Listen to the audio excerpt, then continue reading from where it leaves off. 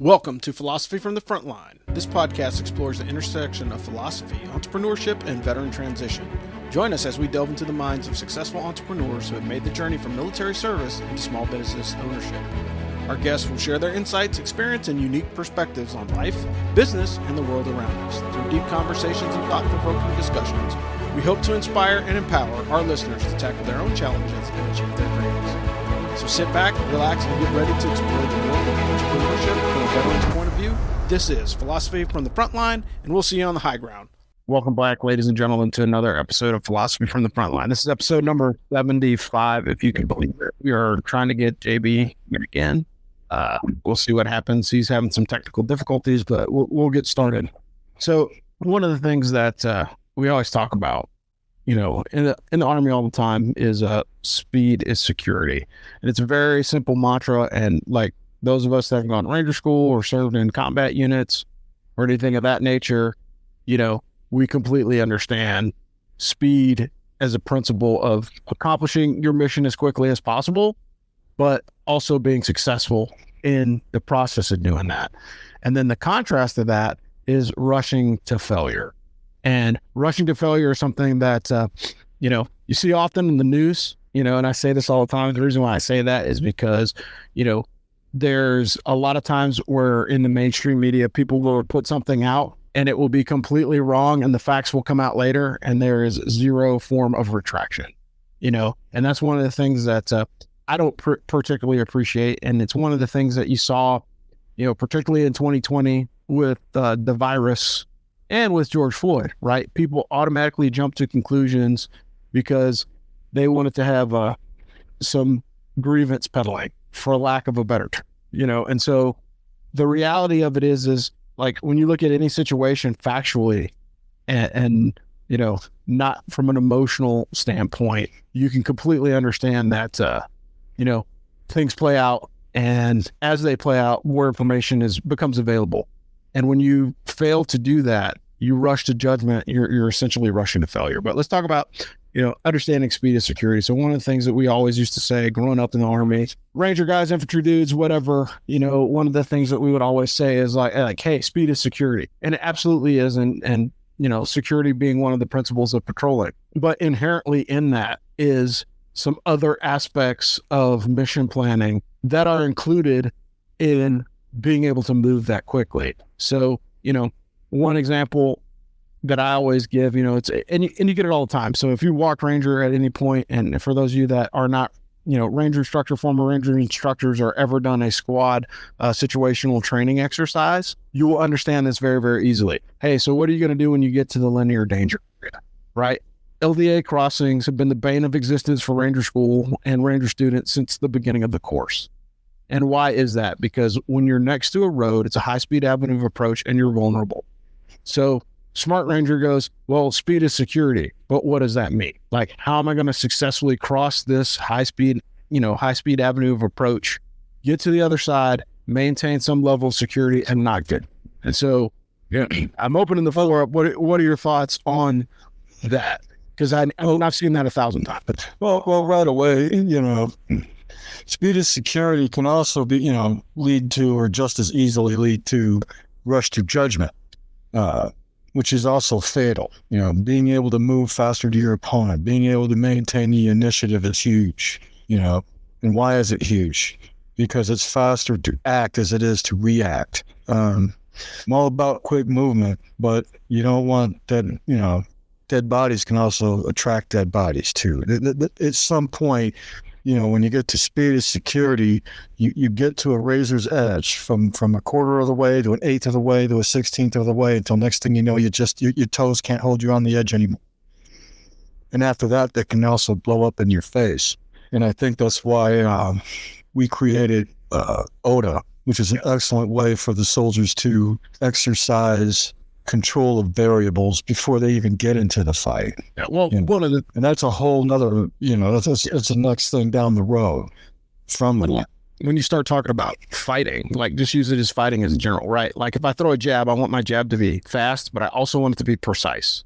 I don't want to throw something out there and be completely inaccurate and miss the target, right? And so you see that with a lot of younger fighters or fighters that are not confident in their situational game plan, then they throw a lot of feeler punches out there, right? And every time you throw that feeler punch out there, what are you doing? You're expending energy.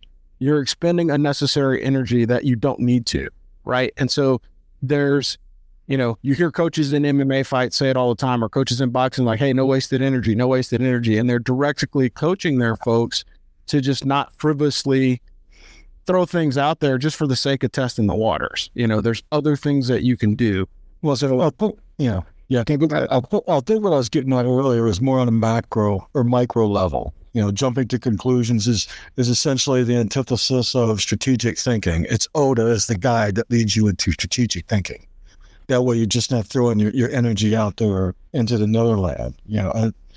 In a macro level, I look at it in terms of, the harder you train, the less you have to fight. In the spirit of Bushido, the greatest warriors you ever seen, they never ever throw. You never see them throw a punch. They don't have to. The sword disappears. And that's, I would suppose, what you're suggesting on a macro level. On more of the micro level, when you really think about the speed of security, I'm immediately drawn to the transition between movement and maneuver, and a lot of times. You get units that are great at moving, and they're great at maneuver, but making that transition between those two conceptual spaces, they never take the time to practice it. So the first time that they're actually doing it is when they're actually in a contact. And that applies to go to in the diplomatic or the information domain, not just the military. For years, the United States and OPEC kept Russia on their heels by controlling the price, by simply controlling the price of crude, and they would throttle it up and down economically in order to exert force on the Russian counterpart, to exert force on the Iranian threat, is because we essentially, through the late 90s, through the 2000s, through the 2000s, even leading up to 2000, even leading into like 2018, 19 time frame, we were very good at making that transitioning or adjusting that the price of crude across the world in order to make our friends as well as our threats do what we wanted to. However, when we chose to give up the high ground, we chose to give up control of that economic action. You get $3. You go from $1.72 a gallon gas to a $3.09 gas because we've ceded that ground. We haven't figured out how to do that transition. Meanwhile, our threat has learned a ton in the economic space, and you can apply this to the diplomatic space where. I hate to say it, the United States, where we're still young players. We're still trying to figure it out. We solve a lot of our diplomatic problems with brute force and ignorance. In the information spectrum, to say that we're okay at it would be a stretch. The military places, spaces, we're good once the switch gets turned on, but it takes so long, but it takes for long for mothers being machines because you have to get started. And that's a transition space where I think we as at least conventional army and conventional force cede a lot of ground just because we have so many layers between decision makers and trigger pullers. And whereas, me as young field grade officer, I get sent out to make a deal to house some U.S. forces on a camp in Afghanistan. The battalion commander there is on the phone with their department of their equivalent to our Department of Defense, their Ministry of Defense.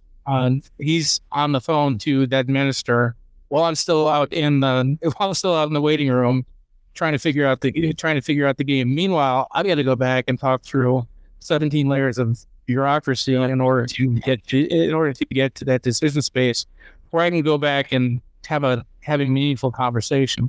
So anyway, when we say speed of security, it's not just a tactical thing. It's it's organizations being able to learn and develop and make those rapid transitions between, okay, we're doing steady state stuff over here. Oh shoot, hey, let's get 125 on the road. There's an issue down there. There's an issue down here in Kandahar that we need. Yeah, and I think ultimately what it boils down to is how thought out it is, right? So the more thought out your plan is, your overarching strategic outcome, like if you know what your outcome is, you're going to get there regardless. It could be slow, it could be fast, but one of the things that the Army was terrible at, and I tried to coach against it when I was a field grade, was the single directed course of action, right?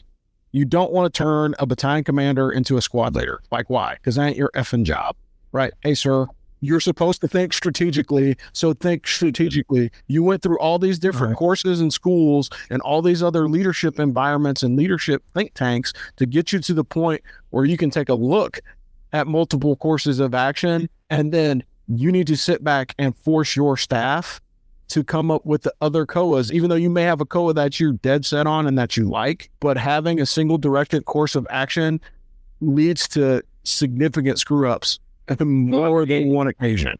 Rob, more than that, intellectually lazy.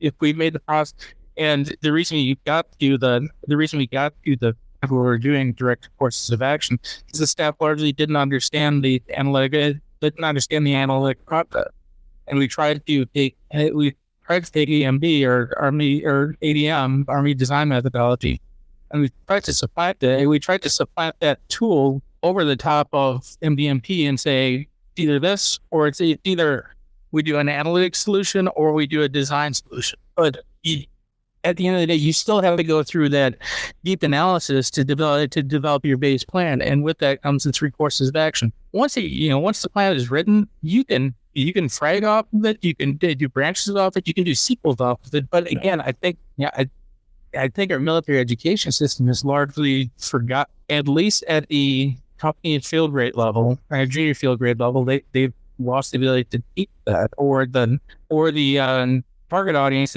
has failed to understand the importance of it. It is a super, super simple concept, right? Like, hey, I'm going to have multiple courses of action. Like, I don't 100% agree with it, but I had a boss that used to say, death from exhaustion is an honorable death for a staff officer, right? So as a staff guy, you're going to be burning the midnight oil. You're going to be writing those assessments. You're going to be doing those analytics. You're going to be doing all that analysis. So when it comes time to make a decision, am I going branch? Am I going sequel? Am I completely fragging this plan and going somewhere else?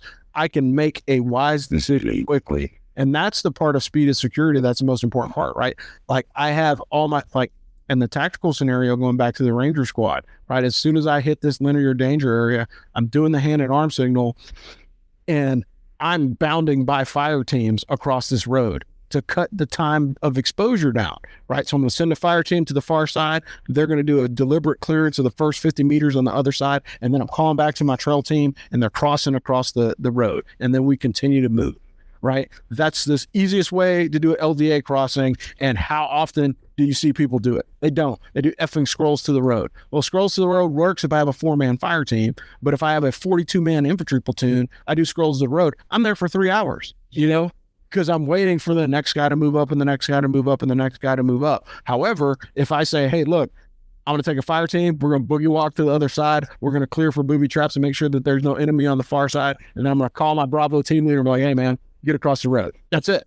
And that takes about 45 seconds. And in the time that you would set up scrolls to the road, you could be across the road if you have a well-planned mission early and you've rehearsed it, right? And so I think it's a misnomer when people say, oh, speed is security, but that means all my battle drills are wired tight. That means all my comms work. That means all my guns, all my crew serve, everything works. And then as you move up progressively each level, the faster you can make decisions as a platoon leader or as a company commander or as a battalion commander, the more, planning has to go behind it. And I think ultimately that's what it is. It's a planning session, right? Because I've seen people throw the baby out with the bathwater, right? Perfect example. We can go back to, we're going on 20 years of, GWAT being over, or for some of us, our first operational deployment overseas. And what was one of the first things that was a catastrophic failure in the U.S. Execution of the war plan in Iraq. Hey, we are going to get rid of the Ba'ath Party, right? So you look at the Ba'ath Party holistically, yes, there are some bad dudes in there, right? But contemporary history basically says, if you looked at the Ba'ath Party in Iraq, the Ba'ath Party was basically the equivalent of the Boy Scouts or a men's club. So like if you go to, if you go to your Masons or your church group or whatever, and then you dump everybody that's associated with that organization, how much horsepower are you losing in the community, right? And that was one of those things where it was like, we got to get rid of these dudes because they're bad. So we did. And then you lost a measure of control that Saddam loved regionally the entire time he was in charge of Iraq. And so you really shoot yourself in the foot if you don't have a legitimate plan. And that's, I think that's very indicative, the whole thing. Speed of security, has it ever worked? Or what's a great example of speed of security? Yeah, overwhelming an enemy with superior firepower. And nobody does that better than the United States. We have the greatest Air Force and the greatest Navy that this world has ever known. We can control any country we want from afar. You look no further than, let's say, the Bugle Charge in Iraq. Even with, the perhaps poor planning and poor distribution of a clear objective, everybody knew one thing. They need to, stay online and make it to the other side of the city. And man, they did it. They did it. Anything in the way, they got ran the hell over. No, look, win in charge, be in charge, right? And I thought it's a great example of that. You can't stop a train that's coming, especially if it has you outnumbered and they have air power. And we did that. But that's not, and then you look at where is it a horrible problem? And it has nothing to do with equipment. Like I said, we had the greatest Navy in the world. We had the greatest airborne force in the world, by God. But what killed them all? In every case, there was no clear objective. In every case, and Afghanistan too, there was no clear path to an objective that could be achieved and be cleared. And then boom, we've been there 20 years. What the hell did we get out of it? Well, what does that mean when you get out there on the show and you're out there, next thing you know, they got private out there in the middle of some desert dealing with people that are thinking the same way they thought about stuff 700 years ago. Yeah. Well, and you wonder why it fails. Well, is that rushing to judgment? Is that rushing to action to satisfy perhaps what used to be a united country? Yeah. Well, one of the things that you always see, there's two things I'm gonna pile on to what you just said. The first part of it is the strategic corporal, right? I hate that term because again, there's no way in hell that a corporal is going to do anything strategic unless he shoots or assassinates like a political leader. However, understanding the strategic situation at the lowest level possible absolutely is a necessity for everything that we do in the military. And the reason why I say that is because if you understand the grand plan, then you know you're part of it. And you know what my part may be? My part may be, I'm going to stand here and man a post, and I'm not going to let anybody pass this dot in the sand because that's my job. Because there's other things, look at, think about the Praetorian Guard or the guys that guard the talk. Those guys have the worst job in the military, right? The division band is responsible for securing the division headquarters. But guess what they have to do? They got to secure all those freaking clowns.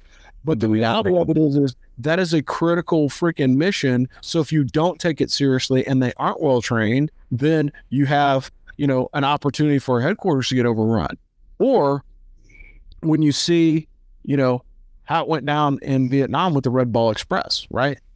You had the band walk up and down a high-speed avenue of approach where the bad guys were supposed to be in. It confused them. They were like, what the hell is going on? There's a marching band out here with guns. We don't get this. And that was a very tactical level decision that had a strategic impact because the enemy was like, what are these idiots doing? Nobody marches down the street with their instruments playing music. That's historical. You can look that up and check out, the history of the freaking division band and 1ID doing some crazy stuff during Vietnam. All that stuff is it's important to the mission, but you can't glide away, or you can't huddle yourself, you can't huddle yourself at this strategic level and think that you're going to have a level of security. And I think honestly, from my perspective, that's where this has gone the most wrong for the United States military recently, right? is you have people in the puzzle palace making decisions that impact privates on the ground, and they've never been on the ground to understand the gravity of the decision that they're making. JB, you had a point. Yeah, so it comes to, and so Nate, as we're going through this, we start talking about essentially what were metrics. What are the metrics that we're applying to success? Are we using measures of effect? I mean, how many dollars am I spending, or are we actually doing the analysis to say, okay, what's the measure of performance? Yes, you spent $1.2 million on this project, and yes, you built this learning freaking map. However, what did that buy us? I pulled out one of my favorite books, The Discipline by Peter Senge. Chapter 8, I've got this one highlighted. We all know the metaphor of being able to step out far enough from the details to see the forest for the trees. But unfortunately, for most of us, when we step back, we see lots of trees. We pick our favorite one or two and focus our attention and efforts on those. Efforts for change on those. Now, after you go through a rapid operation, how often do you after you go through a rapid operation, are really following a campaign tour or a tour to one of our tours to Iraq or Afghanistan? It take the time to actually do the AAR and figure out, okay, what did we do right? What allowed us to apply speed, vice, security in this environment? As it is part of the core G5, that was a task annually that after every core trip that went to Scott Busma, and the core G5 Sergeant Major, and he went out and collected responses from the staff, and we got positive responses from a lot of directorates. A lot of the directorates brushed it off. So when it came time for the next iteration, I would go to Scott, ask for the AR, and invariably the directorates that were having the most trouble with the upcoming deployment were the directorates that never provided input, and they wanted to go fast, but we had to force them to go slow because they didn't have the background knowledge. That the knowledge base was not there. The skill set was what the Department of the Army sent us through the education pipeline. It wasn't until it really wasn't until you got to the senior 05, 06 level that you got dudes BNR that had done those types of operations before. But largely the staff just they want to go fast, but they don't want to do the upfront work. They don't want to pay those. They don't want to pay those consequences and tell themselves that, hey, look, you can jump into the D drop zone with body armor. However, everyone's going to be moving at 1.2 kilometers per hour until we get vehicles on the ground. Or, hey, you're jumping in like you're fighting fast. 2 days from now, we'll get you your body armor, and you can move quickly off and then you can transition to other operations. But that's a deliberate choice. You're sacrificing that security and that safety for the ability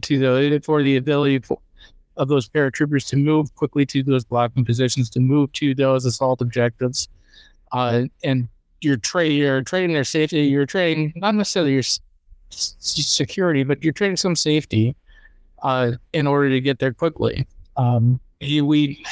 Depending on where you grew up in the Army, you get the mantra beaten into you. He who gets there fastest with the mostest wins bestest. And you can do that for a period. However, when the threat figures out that there's an advantage, that there's a hole, there's a weakness that they can counter, they can apply an asymmetric threat to counter that speed. Look at the IED campaign that we had for 15 years in Iraq. We say, largely we sacrificed security for speed as we pushed logistic convoys up and down Route Tampa, and kids got schwacked left and right because we made that conscious sacrifice. In 2007, 2008, we brought the GERF over from the 82nd and assigned them to convoy. We assigned them to convoy escort. and you had little company teams going out with these logistics convoys, but they were pushing out that forward reconnaissance element. They were pushing out the combat reconnaissance patrol. They had a reaction force embedded with the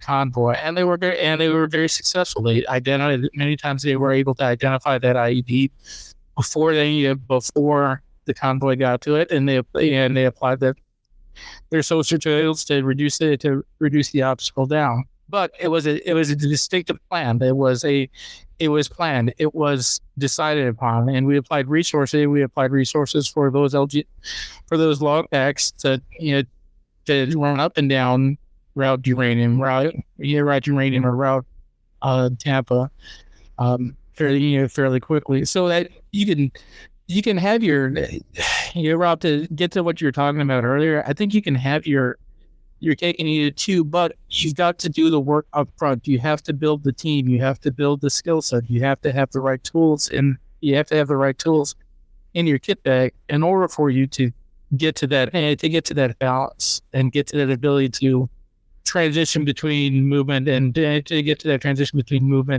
maneuver. And one thing, and most importantly, is, man, you have to have courage. Because let me tell you, we can talk all the crap we want, but I tell you what, that IED plan was very strategic, because now they hit our down log packs, and they were able to avoid fights with guys like me out there running around with a bunch of dudes loaded for bear looking to kill them. At one point, there wasn't one dude who didn't drive down any road in that country that winced, every time they saw something suspicious in the road. It definitely slowed down our operations in a big way. But that also shows, strategic implications of a tactical mission, right? Oh, yeah. That was one of the things. But the better you plan it, the faster you can go. So people had relative assurance, when we started increasing, all the counter IED kit that we were getting, and it started rolling in, mutual supporting patrols. Holy smokes. One of the things that we got taught at the very, very beginning of our military careers, when you actually do it in combat, it freaking works.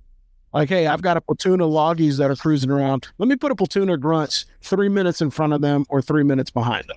And what happens? Something pops off and bad guys get killed. And the guys that have a specific mission can focus on that specific mission rather than fighting. So it's amazing to me that we would go so far as to, we put it goes back to, management versus leading, right? Everybody's served with that commander that was a manager, and everybody's served with that commander that was a leader. And the commander that was a leader was a dude who was like, well, I'm about to go run through hell with gasoline pants on because that guy's in charge.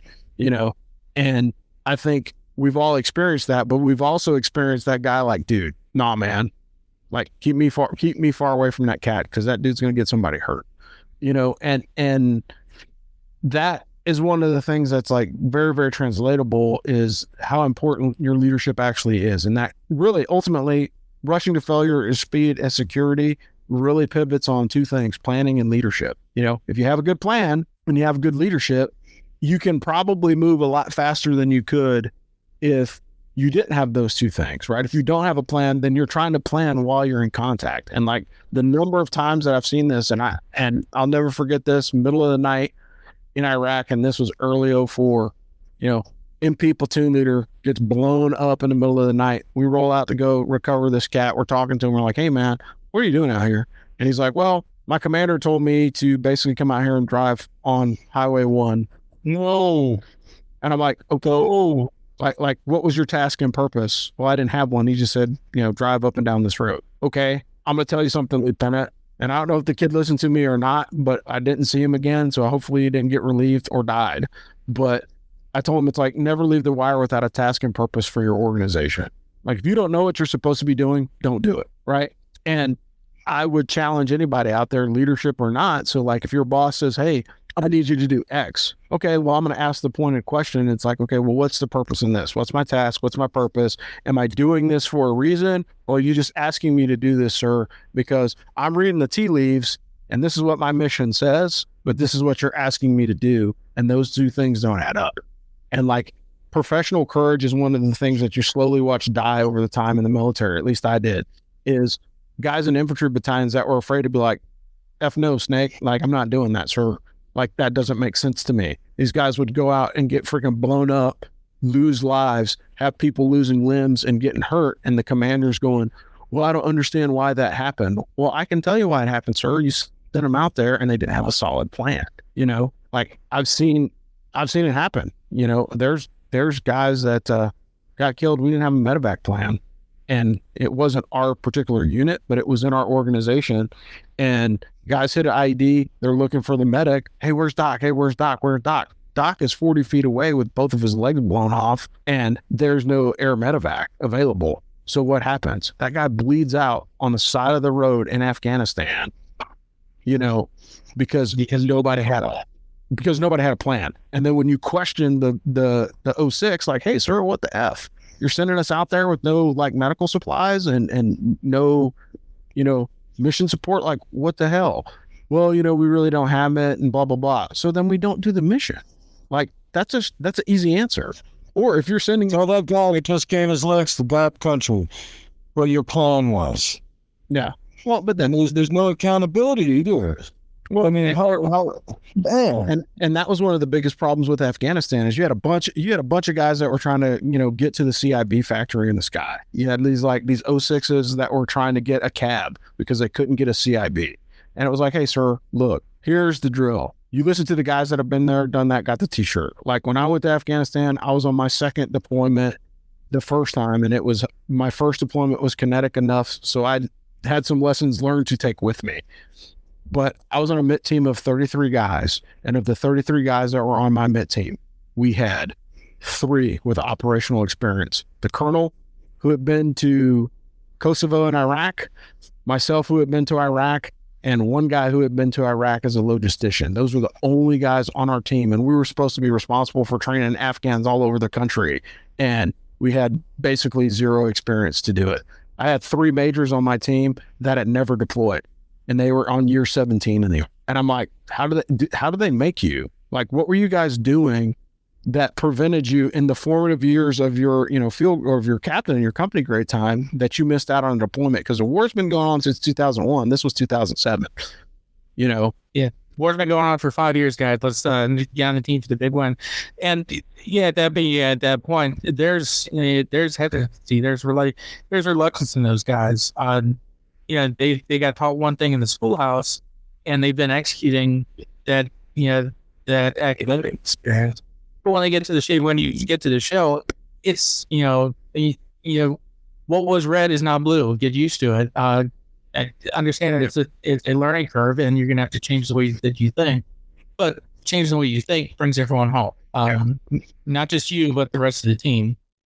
Well, and one of the drawbacks is that the fact, going back to the training scenario, right? Yes, you have to have a plan. Yes, you have to have a good leadership. Training is a part of it. But one of the difficulties is like you're so bounded when you do training, CONUS, that when you get overseas, when you have a 360-degree range fan, helicopters flying at, you know, hitting power lines because they're flying so close, you know, and all the other assets that come in there, like then it's easy for you as a leader or an asset manager to get overcome by events because you're like, oh crap, I've got jets, I've got artillery firing, I've got freaking helicopters flying, and I got a whole bunch of grunts that are running all over the place. You know, so it takes a level of skill to manage that chaos in the middle of a gunfight, which you're never going to get to that point because, I mean, think about it. The number of times that people have gone to the Joint Readiness Training Center or the National Training Center and had never encountered OPFOR, you know, 2-3 times at JRTC, never got hit. I can't comprehend that. Oh, you're... But it's not. Yeah, it's a local definitely. Yeah, but that stuff has actually happened. Like I can remember being down at JRTC as OPFOR and having OCs go, "Hey man, yeah, go hit these dudes. They're across they're telling us where their soldiers are because they haven't been hit in like 7 of 10 day lick phase. So they're doing low intensity conflict. They're sitting in a patrol base, operating out of this patrol base, and the patrol base never got hit. So guess what? These guys have no clue of how ferocious the enemy can fight, or if there's even any enemy out there. And I think that's a deadly place to be, is like, hey, I don't know if I'm gonna get hit. It's like the guys that did an operational deployment like in the early part of the war, that did like, supported a soft team in Kandahar. Like that was a low key deployment, right? And nobody got hurt. And then fast forward to 2012 or 2013. Oh, by the way, you're a battalion commander of a rifle infantry battalion and a light infantry brigade. Guess what? It's not going to go based off of your previous experience. And those are the things that big lessons learned. And those are stories that like I would get a lot deeper into, but we're kind of running short on time. But the reality of it is like, switching hats for a second, how does this help you in your commercial experience or in your personal life, right? So like, look, if you are thinking of speed as security, then you have to have a plan. I can move fast if I have a plan.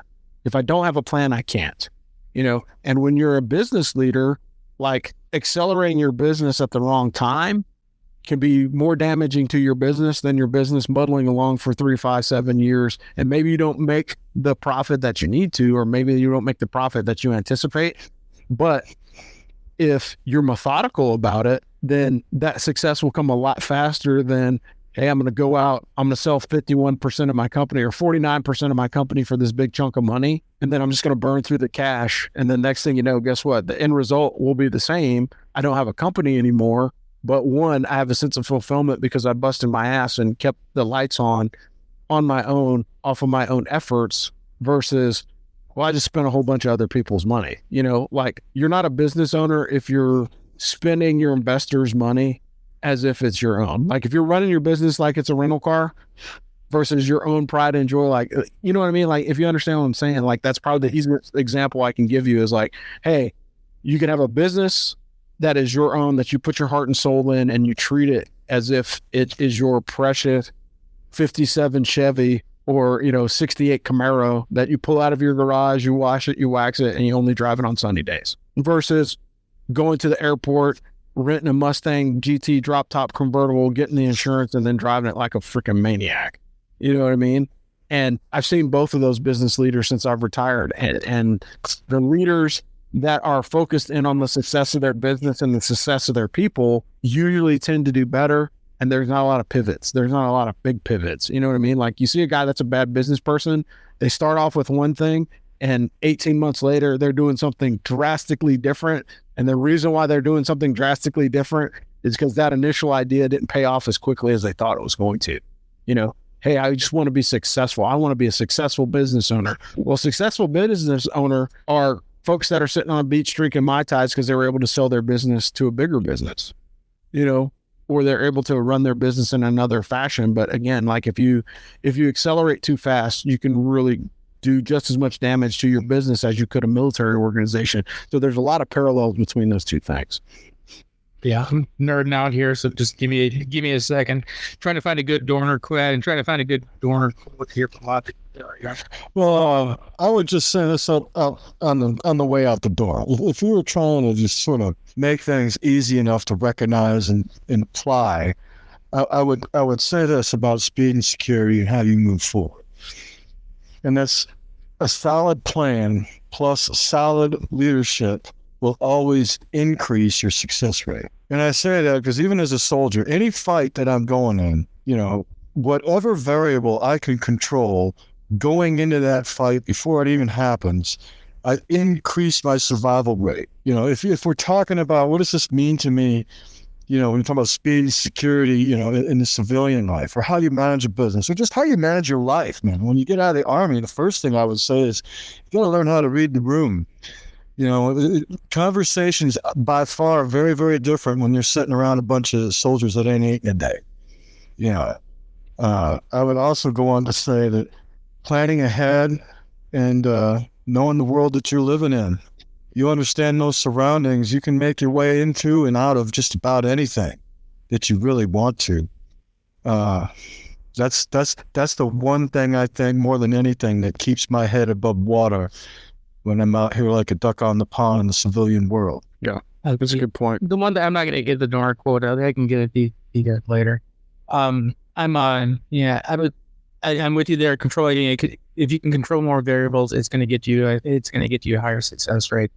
As an individual, and you brought up the JRTC reference, and we, one of the biggest things I learned early in my JRTC is learn when you're getting forced into a rapid decision-making cycle,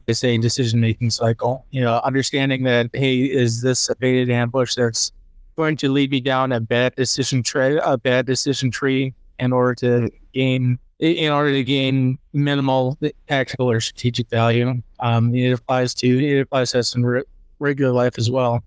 Is this counterpart, is this other department trying to, it's essentially trying to do something to show my hand, to show something that I'm not as good at, to show a weakness, so that they can step in and exploit their department space, their technical space, and make my decision space their decision space.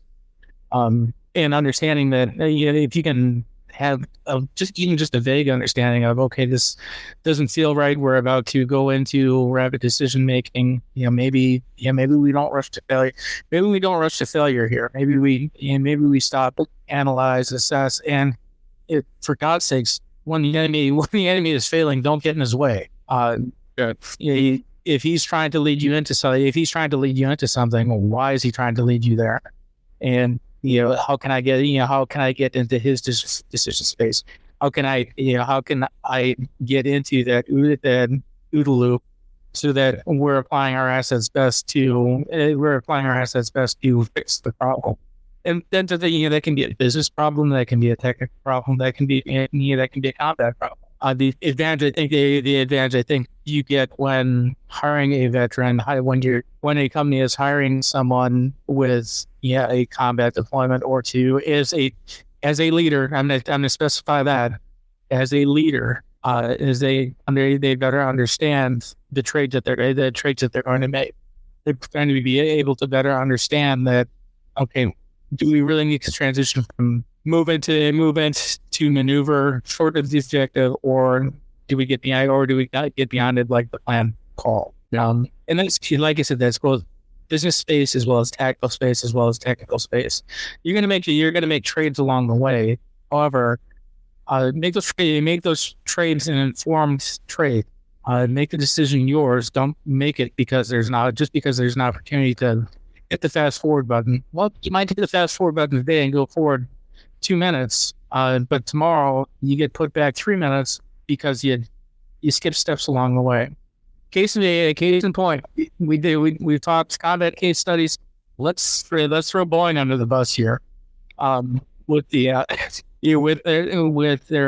737 Max, whatever the line of aircraft is that had the hatch. It wasn't even a hatch. It was a plug blowout. Going back, the engineering was done. The design space was to the T. The quality engineering and checks were there. They were written into the process and procedure. However, when they got to the point where the rubber met the road, quality technicians weren't coming back and doing checks along the way, and they weren't doing their checks so that they could push the aircraft out into service quicker, faster. Yep. So it's a trade. I mean, we can get that jet out of production a little bit sooner. But when you have a catastrophic failure, suddenly those 400 jets that Boeing has built, all of them are grounded so that we can go back and do quality control checks on the 4 bolts and the 4 bolts that go into that. You will never see the results. What came out of the quality investigation, what came out of the safety investigation. Frankly, I'm happy. If I did, I'd probably never fly again. Yeah, that's true. Yeah, so we're gonna wrap this thing up. Speed of security, leadership, right? Planning, and controlling as many variables as you control. And that's a difficult thing to do because in life you get thrown curveballs and there's always going to be something that you didn't anticipate. And so when the better you anticipate, like the guys, if you have not watched or read anything about Napoleon, I would encourage you to check that out because cheap plug, and they're not paying me or anything, but understand Napoleon. And the reason why Napoleon was so successful wasn't that he was the world's greatest tactician, but he was very good at anticipating what people were going to do on the battlefield. So he anticipated what they were going to do, as many of the variables as he could. He was very at it. Yeah, for years, for many years. And so those are the things that you have to understand is like, hey, look, if you broaden your aperture and you study a little bit, there's a ton of different people that can bring you very good intellectual capabilities. Nice. Well, I got to tell you though, man, don't ever underestimate the American private. As a platoon sergeant, when I'm out there with damn 50 of them, just keep in mind, you can take one American private, give him 2 steel ball bearings, put them in a padded room, come back in 30 minutes, one of them ball bearings will be missing, the other be broke. So when it comes to control volume, control 50 of them jokers at once with guns, right? For sure. Very good. We're gonna wrap this up. Hey, this has been Philosophy from the Front Line with Rob, Dave, and JB. We're gonna wrap this thing up. We'll see you guys on the high ground, and thanks for checking us out today. Cheers. Thanks for listening to Philosophy from the Front Line with Rob Robinson. We will bring you more interesting veteran transition stories, veteran advocacy, and more information in veterans transition in general on a podcast platform near you. This is Philosophy from the Front Line, and we'll see you on the high ground. Thanks.